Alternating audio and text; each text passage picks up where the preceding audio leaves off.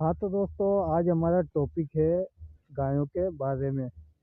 तो मैं आपसे बोलना चाहता हूँ कि जो गायें हमारी गायें हैं, जिनको हम माता मानते हैं, तो वो रोड पर बैठी रहती है। तो किसी ट्रक के द्वारा उनका एक्सीडेंट, उनकी मृत्यु, ये सब आपने सुना ही होगा, होता रहता है। मैं ये नहीं बोल रहा हूँ कि ये होता रहता है तो अच्छा है, बहुत बुरा है। वो भी एक जीव है, वो भी कितना परेशान हो रहा है। आपने उनके लिए गौशाला बनवाई है, तो क्या वो गौशाला में है? नहीं है।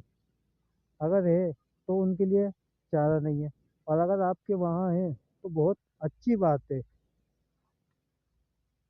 गाय को हम माता मानते हैं, ठीक है। जिस देश में गाय को माता माना जाता है, उस देश में ही गाय सेफ नहीं है, मतलब सुरक्षित नहीं है। और जैसे जापान है, अमेरिका है, इन जैसे देशों में गाय को माता लोग नहीं मानते हैं, फिर भी वहाँ पे वो सुरक्षित है। या तो किसी जंगल में है, या कहीं पे भी, मतलब है पर सुरक्षित है। पर भारत जैसे देश में, जिस देश में गायों को माता मानते हैं, उनकी उनकी पूजा की जाती है। तो क्या साल में एक बार के लिए ही उनको पूजा जाता है? क्या इसीलिए पूजा जाता है कि दीपावली के दिन हम भैंसों को भी पूजते हैं, इसलिए पूजा जाता है?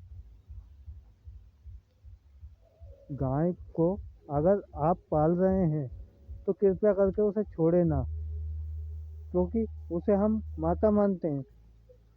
या तो उसे पाले ही ना, और अगर पाले तो उसे कृपया करके छोड़े नहीं, क्योंकि आप एक जीव को परेशान कर रहे हैं, और आप दिखावा कर रहे हैं उस पर्व, जो हमारा दीपावली पर्व है, उस पर पहुँच कर सिर्फ दिखावा कर रहे हैं उसी दिन, जिस दिन गायों को पूजा जाता है।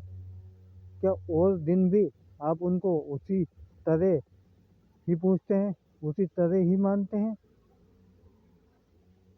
अगर मानते हैं तो फिर ये ऐसे क्यों घूम रही है? हमारी माता है, क्या आपकी माता अगर उस उनकी जगह होती, जिनको आप माँ मान रहे हैं, उनकी जगह अगर आपकी माता होती, तो क्या वो भी ऐसे ही घूमती?